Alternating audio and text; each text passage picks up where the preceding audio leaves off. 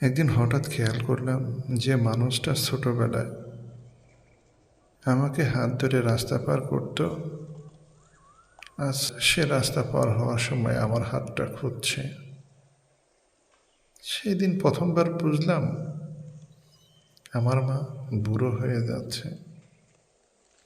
একটা সময় মা ভোরবেলা উঠে রান্না করছে, আমাদেরকে স্কুলে পাঠাতো, অসুস্থ হলে রাত জেগে বসে থাকতো, নিজের প্রয়োজন বাদ দিয়ে সন্তানের প্রয়োজন পূরণ করত।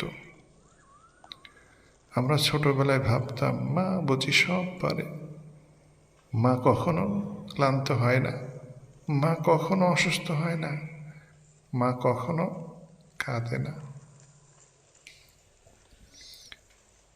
এখন ছেলে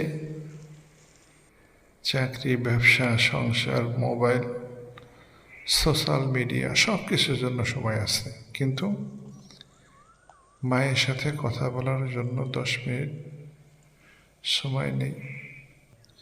যে মানুষটা আমাদের কথা শোনার জন্য ঘন্টার পর ঘন্টা বসে থাকতো, আজ তার ফোনটা আমরা তাড়াহুড়া করে কেটে দিই। একদিন খেয়াল করলাম মায়ের চুল সাদা, মা চোখে ঝাপসা দেখে, মার হাঁটতে কষ্ট হয়। আমার মার গায়ে আগের মতো শক্তি নেই। আমার মা একদিনে কি বুড়ো হয়েছে? হয়নি। আমরা ব্যস্ত হতে হতে ধীরে ধীরে মা বুড়ো হয়ে গেছে। একদিন পৃথিবীর সব মানুষকে ফোন করতে পারবেন, শুধু একজনকে আর কখনো পারবেন না। সেই মানুষটা হলো মা।